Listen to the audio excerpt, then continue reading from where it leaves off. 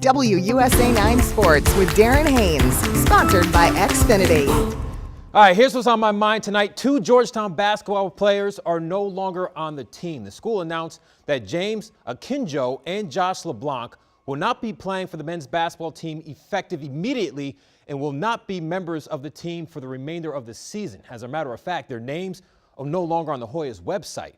Akinjo was last season's Big East Freshman of the Year and this year's second leading scorer.